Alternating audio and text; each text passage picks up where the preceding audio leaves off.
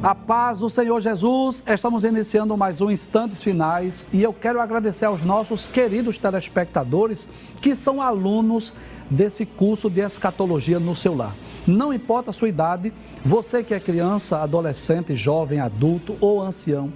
Eu quero agradecer também a você que é evangélico, independente da sua denominação, ou a você que também não é evangélico, é de outra religião, mas gosta de estudar as profecias bíblicas e os eventos escatológicos e principalmente o livro do Apocalipse. Que Deus te abençoe, que as bênçãos de Deus continuem sendo derramadas sobre você e sobre toda a sua família.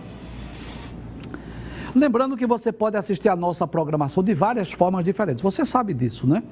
Não é só pela TV. Além do canal de televisão, você tem o YouTube. Lá no YouTube você tem dois canais.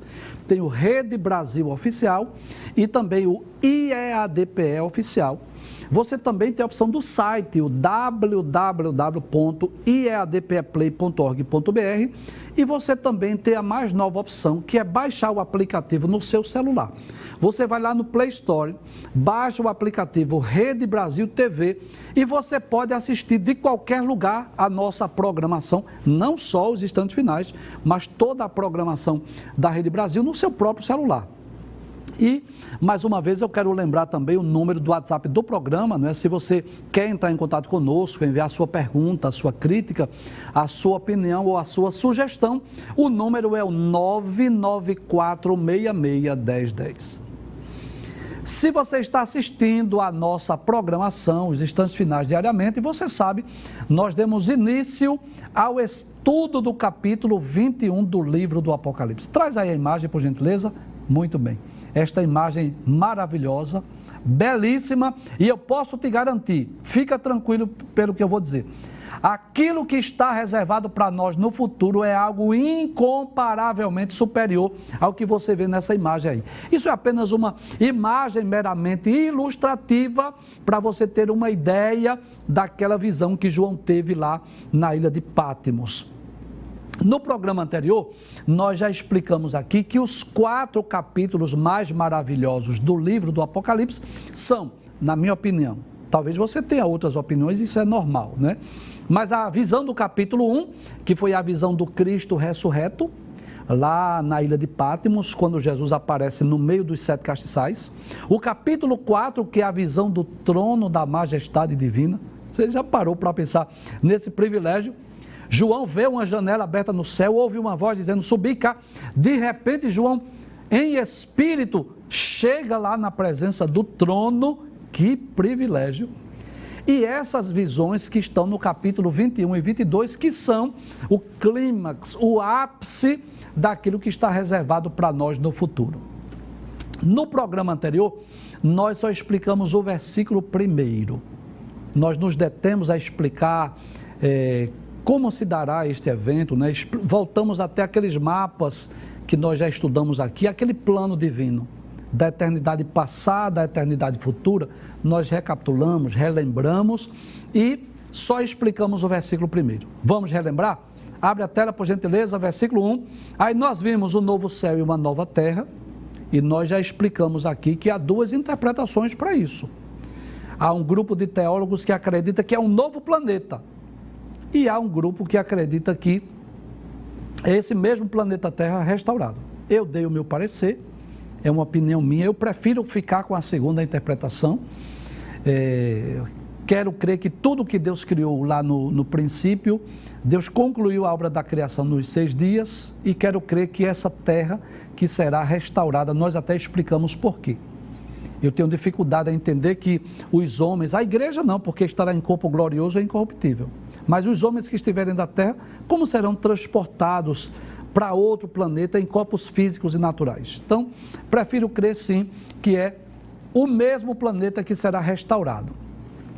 Então, depois da grande tribulação, a terra será parcialmente restaurada para a implantação do milênio, e depois do juízo final, a terra será completamente restaurada para a implantação do estado eterno.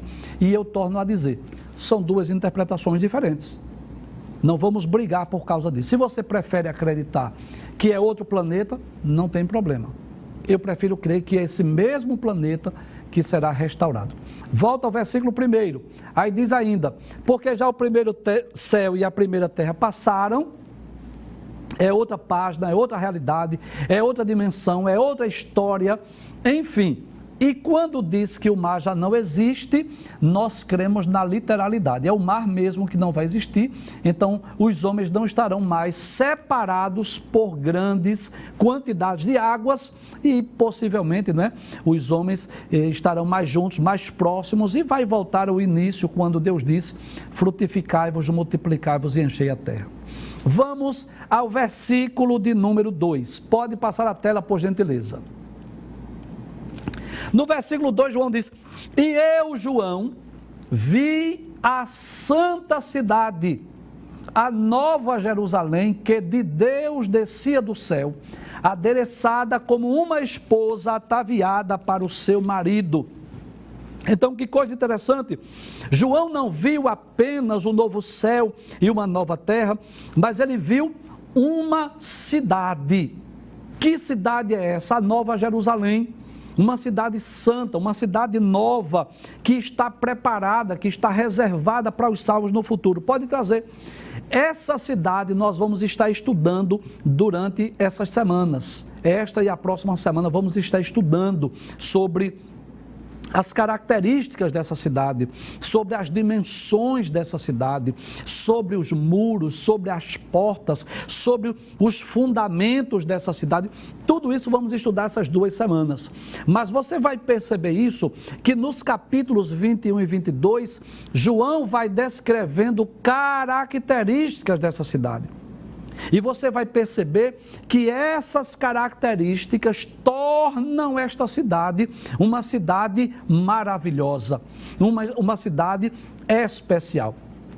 Veja que coisa interessante, que a primeira característica que nós vamos perceber no texto acerca dessa cidade é que a cidade ela é santa.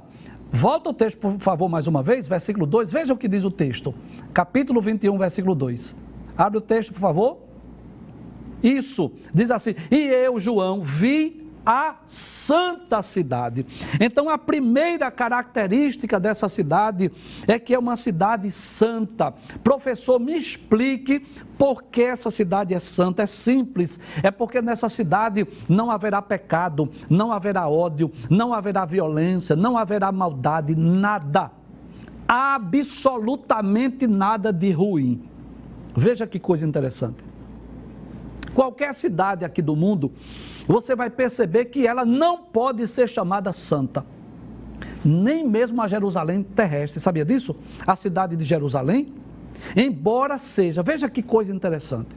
A cidade de Jerusalém terrestre, ela é considerada uma cidade santa pelas 3 religiões monoteístas. Uma cidade sagrada pelo judaísmo, pelo cristianismo e pelo islamismo. Ela é considerada uma cidade sagrada. Mas se você for lá em Jerusalém, você vai perceber que Jerusalém não pode ser considerada uma cidade santa no sentido pleno do termo.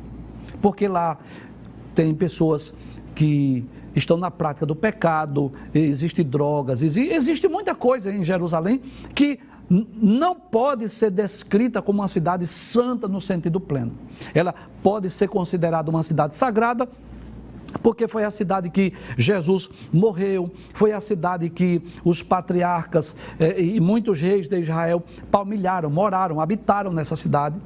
Então ela é considerada uma cidade sagrada por essas 3 religiões monoteístas, o judaísmo, o cristianismo e o islamismo. Mas se você for lá, você vai perceber isso. Existe a presença da idolatria, que é muito forte em Jerusalém. Só essa característica já deixa bem claro que Jerusalém não pode ser considerada, no sentido pleno do termo, uma cidade santa. Mas esta cidade, que é celestial, que João viu nas suas revelações do Apocalipse, ela pode sim ser considerada uma cidade santa no sentido pleno do termo, porque nesta cidade não existe nada, absolutamente nada que venha contaminar essa cidade. Se você ler, por exemplo, ali, aquela descrição das obras da carne, lá em Gálatas, capítulo 5, a partir do versículo de número 16, né? De forma mais específica, versículos 19 a 21, Paulo vai enumerar uma série de pecados que faz parte da natureza humana, né? Ira, peleja, inveja, dissensões, homicídios, glutonaria, bebedice, prostituição, impureza, lascívia, violência, tanta coisa que Paulo descreve. E esta cidade celestial, a Nova Jerusalém, diz a Bíblia Sagrada que não entrará nela coisa alguma que contamine ou que cometa abominação e mentira. E eu quero ler 2 textos que provam isso. O primeiro texto que eu quero ler é o capítulo 21 e o versículo de número 27 do livro do Apocalipse, diz assim: e não entrará nela, ou seja, na Nova Jerusalém, coisa alguma que contamine e que cometa abominação e mentira, mas só os que estão inscritos no livro da vida do Cordeiro. Que coisa interessante. Então, quem é que vai entrar nessa cidade? Só aqueles que foram santificados, aqueles que os seus nomes estão inscritos no livro da vida do Cordeiro. O texto deixa bem claro: não entrará ali coisa alguma que contamine. Então lá na Nova Jerusalém não tem balada, não tem festival mundano, não tem pecado, não tem vício, não tem moralidade, nada, absolutamente nada de ruim entrará nessa cidade. No capítulo 22, versículo 15, ainda do livro do Apocalipse, a Bíblia diz: ficarão de fora. Veja os grupos de pessoas que não entrarão nessa cidade.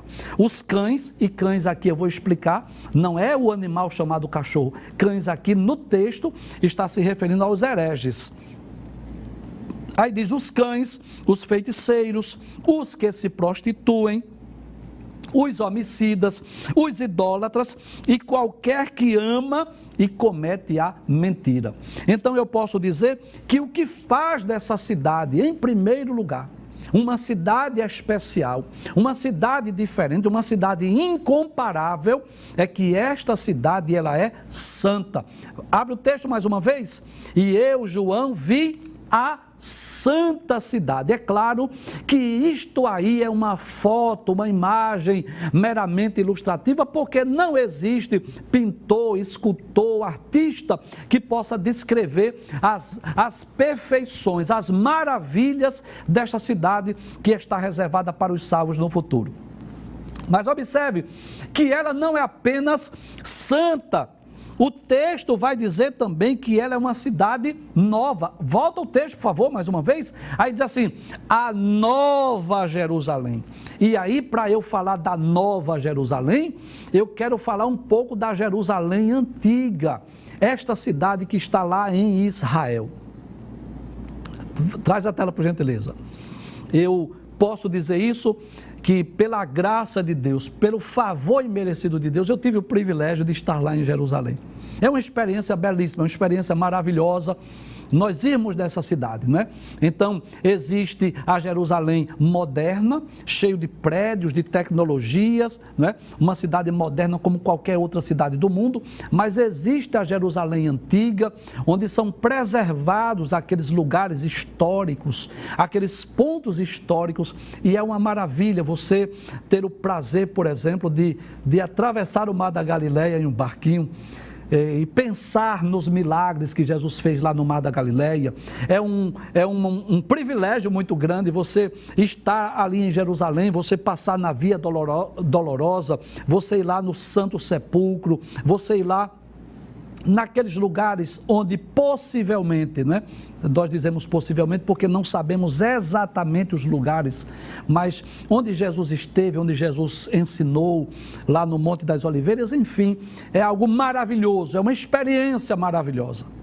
Mas eu posso dizer, sem medo de errar, que nós estamos aguardando não habitar nessa Jerusalém terrena, mas nós estamos esperando morar numa nova cidade. O texto diz isso, a Nova Jerusalém, que é uma cidade divina, espiritual, celestial. E eu quero lhe convidar para você abrir a sua Bíblia para nós lermos as promessas para os salvos, para os justos, né? Que privilégio para nós, um dia estarmos no céu com Deus, com Cristo, com os seres angelicais, com os patriarcas, com os profetas, com os apóstolos, morando, habitando nesta cidade que é santa e nesta cidade que é nova. Veja o que Paulo diz em Filipenses capítulo 3, versículo 20, Paulo diz assim: mas a nossa cidade está nos céus. Que privilégio, né? Que coisa maravilhosa. Na realidade, nós, enquanto estamos aqui na terra como seres humanos, como cidadãos, nós escolhemos uma cidade para morar, para habitar.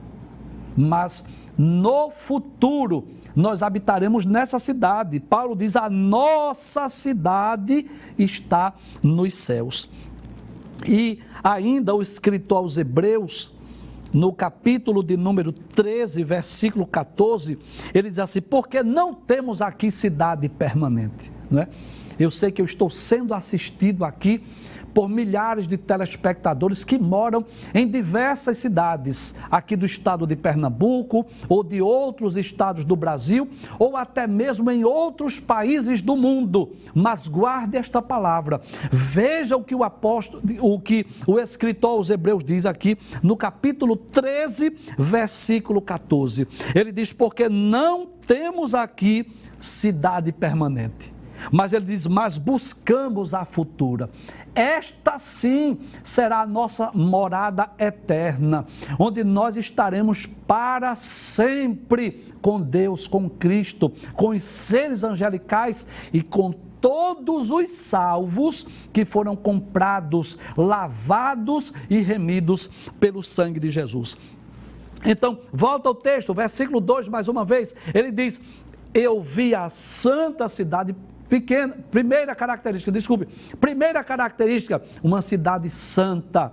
Segunda característica, uma cidade nova. Aí ele diz que de Deus descia do céu, não é? Então é uma cidade cujo artífice, pode trazer a tela, e construtor é Deus. É claro que aqui na terra nós encontramos muitas cidades belíssimas, muitas cidades maravilhosas. Deixa eu ler para você aqui a lista das 12 cidades mais belas do mundo. Deixa eu ler aqui: Paris, lá na França; Vancouver, lá no Canadá; Sydney, lá na Austrália; Florença, lá na Itália; Veneza também lá na Itália; a cidade do Cabo, na África do Sul; a cidade de São Francisco, lá nos Estados Unidos; Chicago também lá nos Estados Unidos; Nova York, Estados Unidos; Londres, lá na Inglaterra; Cambridge, lá na Inglaterra, e Tóquio, no Japão, são conhecidas como as 12 cidades mais belas do mundo. Mas com muito respeito aos arquitetos, aos engenheiros, aos construtores dessas 12 cidades, eu quero dizer que nem mesmo unindo as belezas dessas 12 cidades, será possível para comparar com a Nova Jerusalém. E talvez você pergunte: mas por que, professor? É simples. O artífice e construtor da Nova Jerusalém é o próprio Deus. Que coisa interessante, as cidades da terra, elas vão subindo, é de baixo para cima, você pode perceber isso, vão se construindo os prédios, os edifícios, e aí elas vão subindo normalmente de baixo para cima. A Nova Jerusalém não. João disse que ela descia do céu. Veja o texto, mostra mais uma vez. Aí ele diz: a Nova Jerusalém, que de Deus, de onde ela vem? De Deus, ela desce do céu. E que coisa interessante, o escritor aos Hebreus, pode trazer a tela, por gentileza? No capítulo de número 11, o versículo de número 10. Veja que texto belíssimo, maravilhoso. Eu quero trazer uma palavra para você, que talvez more numa casa alugada, que talvez você more numa choupana, que talvez você esteja numa palafita, talvez você esteja morando num barraco, ou quem sabe você é até um morador de rua. Eu quero dizer que no céu existe uma cidade santa, uma cidade nova, onde você poderá habitar por toda a eternidade. E quero te dizer uma coisa, o preço para morar nessa cidade já foi pago. Jesus já pagou o seu preço, o preço da nossa salvação, quando morreu por nós na cruz do Calvário. E você pode fazer a sua parte, receber Jesus como seu Salvador pessoal, para também fazer parte deste grupo que vai morar nessa cidade. O escritor aos Hebreus, no capítulo 11, versículo de número 10, diz, deixa eu ler o versículo 9 para nós entendermos melhor. Ele diz, pela fé, falando acerca de Abraão, habitou na terra da promessa como em terra alheia, morando em cabanas com Isaque e Jacó, herdeiros com ele da mesma promessa. Mas que coisa interessante, né? Falando aqui que Abraão, Isaque, Jacó eram herdeiros da promessa. E onde eles habitaram? Em terra alheia, em terras estranhas, morando em quê? Em cabanas. Mas veja o versículo 10. Porque esperava, veja que coisa maravilhosa, esperava a cidade que tem fundamentos, da qual o artífice e construtor é Deus. Que privilégio, né? A cidade santa, a nova Jerusalém, o artífice e construtor é Deus, o que nos leva a crer nisso, a acreditar que não existem imperfeições. Aqui na terra, mesmo as cidades mais belas do mundo estão sujeitas às imperfeições. Já percebeu isso? Que mesmo as cidades mais belas do mundo, elas têm que ter hospitais, ela tem que ter orfanato, ela tem que ter centro geriátrico, ela tem que ter, muitas delas, se não todas, presídios, delegacias. Por quê? Porque não existe só coisas boas nas cidades, existem coisas ruins. Então tem que ter hospital porque existem doentes, tem que ter cemitério porque as pessoas vão morrer, tem que ter delegacias para quê? Para preservar a segurança. Mas esta cidade, cujo artífice e construtor é Deus, não tem cemitério. Te garanto isso. E por quê? É simples, no céu não tem morte. Na Nova Jerusalém não tem hospital. E por que não tem hospitais? É simples, lá não tem doença. Nessa nova cidade não vai ter moradores de rua, nessa nova cidade não vai ter mendigos, nessa nova cidade não vai ter deficientes físicos, visuais. É um lugar perfeito, belo e maravilhoso, onde nós, os salvos, desfrutaremos das bênçãos por toda a eternidade. E que coisa interessante, quando João viu descer essa cidade, não havia nenhuma cidade que ele pudesse comparar, não havia, nem no passado, nem no presente, nem no futuro, não havia nada. Ele não pôde comparar, dizer assim, que ela era tão bonita quanto a Jerusalém, ou que ela era tão bonita quanto Samaria, ou que ela era tão bonita quanto qualquer cidade daquela época. Não tinha. E o que é que João usa para que nós tivéssemos uma ideia da perfeição e da beleza dessa cidade? Veja o que diz o versículo 2, volta o texto mais uma vez, aí ele vai dizer assim, adereçada como uma esposa ataviada para o seu marido. Então, diante daquela beleza, diante daquela perfeição, João não pôde comparar com nenhuma cidade. O que é que ele faz? Ele compara com uma noiva ou uma esposa que foi preparada para o seu marido. E eu tive o cuidado de ler esse texto em outras versões. Por exemplo, na Almeida, Nova Almeida atualizada, diz assim, essa cidade ela era preparada como uma noiva enfeitada para o seu marido. Na Nova Versão Internacional, o texto diz que ela foi preparada como uma noiva adornada para o seu marido. Na Bíblia Viva diz assim: era uma vista gloriosa, a vista de João, linda como uma noiva no dia do seu casamento. Glória a Deus. Então, como não havia nenhuma cidade aqui da terra que João pudesse comparar ou descrever, aí ele lembrou-se. Com certeza João participou de algumas festas de casamento, inclusive uma delas com Jesus, quando estava lá em Caná da Galileia. E João, diante daquela maravilha, diante daquela visão gloriosa, João não tinha com que comparar. Ele disse assim: ela era como uma noiva, como uma virgem, que foi preparada para o seu marido. Glória a Deus. E é claro que isso é uma linguagem metafórica, e é claro que nem mesmo a mais bela noiva, trajada com as melhores vestes, é claro que nós sabemos disso, que não é tão bela, tão bonita e tão perfeita quanto a Nova Jerusalém, esta cidade real, que os salvos habitarão no futuro. Vamos ver o que diz o versículo 3, pode passar a tela por gentileza? Versículo 3, aí João disse assim: e ouvi uma grande voz do céu. Não sabemos exatamente que era essa voz do céu, mas talvez do próprio Deus. E o que diz a voz do céu? Diz assim: eis aqui o tabernáculo de Deus com os homens. Glória a Deus. Traz a tela por gentileza. Você sabe o que é tabernáculo? Tabernáculo é morada.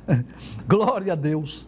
O que faz essa cidade maravilhosa não é o fato apenas de ela ser bela, não é o fato apenas de ela ser santa, não é o fato de apenas ela ser construída pelo próprio Deus. Não, isso tudo é maravilhoso. É maravilhoso saber que ela é santa, é maravilhoso saber que ela é linda, é maravilhoso saber que ela é nova, é maravilhoso saber que o artífice e construtor é Deus. Mas o melhor de tudo, o mais especial, é saber que esta cidade será a cidade onde Deus habitará com os homens, onde os homens habitarão com Deus. Que coisa maravilhosa. Que coisa maravilhosa. Quando nós lemos a Bíblia, nós vamos perceber que o homem, ele é uma criação especial de Deus. Quando lemos a Bíblia, nós vamos observar que foi o único ser que Deus disse assim: façamos o homem à nossa imagem, conforme a nossa semelhança. O homem não é fruto de processos evolutivos. O homem não é oriundo de primatas. O homem surge na mente de Deus. Façamos o homem à nossa imagem, conforme a nossa semelhança. Depois Deus forma o homem do pó da terra, sopra em suas narinas e o homem foi feito alma vivente. E Deus sempre desejou isso, manter harmonia, comunhão, intimidade com os homens. Capítulo 3 do livro de Gênesis, versículo 8. Diz a Bíblia que pela viração do dia Deus vinha falar com Adão, Deus vinha falar com o primeiro casal. Mesmo quando Adão pecou, quando Adão comeu do fruto que Deus havia proibido, Deus não abandonou. Diz a Bíblia, capítulo 3, versículo 9, que Deus vem ao encontro de Adão. Deus vem perguntar: onde estás? Quem te mostrou que estavas nu? Porventura comeste todo o fruto que eu ordenei que não comesses? E é claro que Deus estava fazendo essas perguntas, não que Deus não soubesse, mas que Deus queria dar ao homem a oportunidade de confessar o seu erro, de confessar o seu pecado. E Deus sempre desejou manter essa intimidade, essa comunhão com o homem. Observe que Deus disse acerca de Moisés: com os outros eu falo por sonhos, por visões, mas com Moisés é diferente. Eu falo com ele cara a cara, boca a boca. Observe que Abraão é chamado na Bíblia o amigo de Deus. Então veja que Deus sempre procurou relacionar-se, fazer-se conhecido, se comunicar com o homem. E quando eu leio o livro do Êxodo, capítulo de número 25, no versículo de número 8, quando Deus diz a Moisés que recolhesse as ofertas para o tabernáculo, há uma expressão que eu amo, essa expressão aqui. Capítulo 25, versículo 8 de Êxodo, diz assim: e me farão um santuário e habitarei no meio deles. Então você já deve ter visto, nós já mostramos aqui no programa a imagem do tabernáculo, e você vai perceber que o tabernáculo era uma espécie de um templo móvel, que serviu como lugar de culto e de adoração durante os 40 anos que Israel peregrinou no deserto. Quando a coluna de nuvem parava, os levitas montavam as peças, os utensílios do tabernáculo. E o tabernáculo tinha 3 divisões principais. Havia o átrio, dentro da tenda havia o lugar santo, e ainda mais na tenda, no fundo da tenda havia o lugar chamado Santíssimo ou Santo dos Santos. E ali estava a Arca da Aliança, feita de madeira, coberta de ouro, onde havia na tampa, no lugar chamado propiciatório, 2 querubins, que olhavam para dentro da arca, cujas asas tocavam uma na outra, e era dali que Deus se manifestava.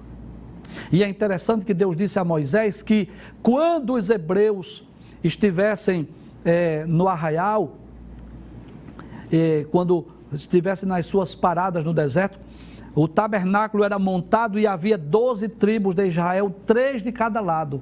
3 de cada lado ficavam ao redor do tabernáculo. E aquilo era Deus falando aos hebreus: eu estou no meio de vós. Então aquele tabernáculo, e de forma mais específica, a Arca da Aliança, era o lugar que representava a presença de Deus. Deus habitava ali. Aí depois que o templo foi construído, por volta de 950, nos dias do rei Salomão, esta Arca da Aliança foi transferida lá para o templo em Jerusalém. E onde Deus habitava no templo. Quando Salomão inaugurou ali o templo, lá em 2 Crônicas, capítulo 7, versículos 1 e 2, a glória de Deus, a Shekinah, encheu o templo. Também eu posso observar que depois Deus habitou com os homens através de Cristo. Um dos títulos, um dos nomes de Cristo é Emanuel, que traduzido é Deus conosco. Hoje Deus habita em nós através do Espírito Santo. João 14, 23, Jesus disse: todo que me ama guardará a minha palavra, e meu Pai o amará, e nós viremos para ele e faremos nele morada.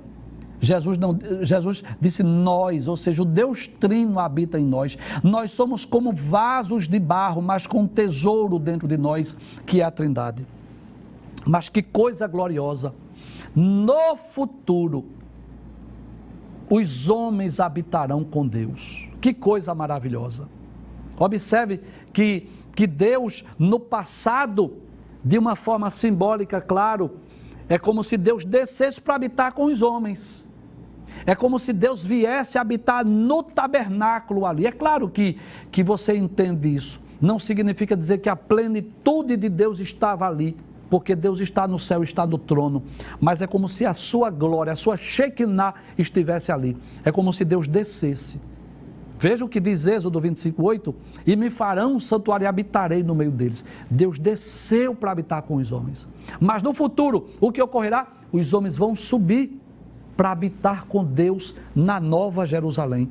Volta o texto mais uma vez, versículo 3, veja o que diz: e ouvi uma grande voz do céu que dizia. Observe, essa voz veio do céu, é uma voz celestial, é uma voz, possivelmente a voz de Deus, que dizia: eis aqui o tabernáculo, e tabernáculo é morada, tabernáculo é habitação. Eu posso dizer, eis aqui a morada, eis aqui a habitação de Deus com os homens, pois com eles habitará, e eles serão o seu povo, e o mesmo Deus estará com eles e será o seu Deus. Que privilégio para nós, seres humanos. Claro, somos falhos, somos imperfeitos, mas aprove a Deus nos dar esse privilégio. Pode trazer a tela. Nós iremos um dia no futuro habitar com Deus. Eu sei, eu tenho plena convicção disso, que muita gente que me ouve não crê nisso. E muita gente pergunta assim, mas quem já viu isso? Homem que come feijão e farinha e habitar no céu? Eu sei que nem sempre a verdade bíblica nós conseguimos entender pela lógica humana. Mas a Bíblia fala de homens falhos como nós, mas que alcançaram a perfeição e foram morar no céu com Deus. Eu poderia falar de Enoque, eu poderia falar de Elias, que foram trasladados, que não experimentaram a morte. E eu poderia falar de outros que morreram, mas a sua alma já está lá no paraíso, porque creram em Cristo, foram justificados, regenerados, santificados e estão no paraíso, habitando com Cristo lá no paraíso, e no futuro nós estaremos sim morando com Deus no céu. Que privilégio para o salvo, para o crente, nós morarmos nessa cidade que é nova, nesta cidade que é santa, nesta cidade cujo artífice e construtor é Deus, e que Deus irá habitar com os homens. É Deus quem disse, né? É a palavra de Deus que diz, pois com eles habitará. Abre o texto mais uma vez. Então, Deus habitará com os homens, e eles que os homens serão o seu povo, e o mesmo Deus estará com eles e será o seu Deus. Olha, se o Apocalipse já terminasse aí, já seria motivos de sobra que nós tínhamos para glorificar a Deus por estas maravilhas. A cidade é nova, a cidade é santa, o artífice construtor é Deus, e não só isso, esta cidade é o tabernáculo de Deus com os homens. Mas não param por aí as promessas. Vamos pelo menos iniciar o estudo do versículo 4. Pode abrir a tela, por gentileza. Aí o texto continua dizendo, versículo 4, pode passar a tela, por favor. Versículo 4, o que é que diz? Pode passar a tela, diz sim, e Deus limpará de seus olhos toda lágrima. Glória a Deus. Então, além de nós morarmos nessa cidade que é nova, que é santa, cujo artífice e construtor é Deus, e que será a morada de Deus com os homens, diz a Bíblia, Deus limpará de seus olhos toda lágrima. Traz a tela, por gentileza. Você sabe disso, que as lágrimas, que o choro faz parte da história dos homens. Nós já nascemos chorando. Durante a nossa vida, nós derramamos muitas lágrimas. Todos nós choramos, uns mais e outros menos, mas todos nós choramos. E quando termina a nossa vida aqui na terra, ela é marcada também por choro. Quando não daquele que morreu chorando, mas da família. E eu posso dizer que essas lágrimas que Deus irá enxugar é uma lista interminável. Deus irá enxugar as lágrimas dos sonhos não realizados, do choro pelas frustrações, pelas decepções, pelas tragédias. Deus enxugará as lágrimas pelas perdas, quer sejam afetivas, quer sejam espirituais ou materiais. Deus irá enxugar as nossas lágrimas pelas lágrimas que nós derramamos durante a nossa vida, pelas lutas, pelas provas, pelas tribulações. Deus vai enxugar as lágrimas das mães, dos pais que choram pelos filhos nas drogas, na prostituição, no pecado. Deus enxugará as lágrimas dos filhos que choram pelos pais porque estão desempregados ou estão doentes. Deus irá enxugar as lágrimas, seja ela qual for, de todo e qualquer tipo de sofrimento, quer seja pelas perseguições, pelas provações, pelas lutas, pelas dificuldades, enfim, todas as lágrimas. Deus irá enxugar. Enquanto estivermos aqui, nós estamos sujeitos às lágrimas, a chorar, a derramar o nosso pranto, quer seja o motivo mais diversificado que for. Mas no céu, nós temos essa esperança, esta certeza, que no céu, nós nunca mais iremos derramar lágrimas.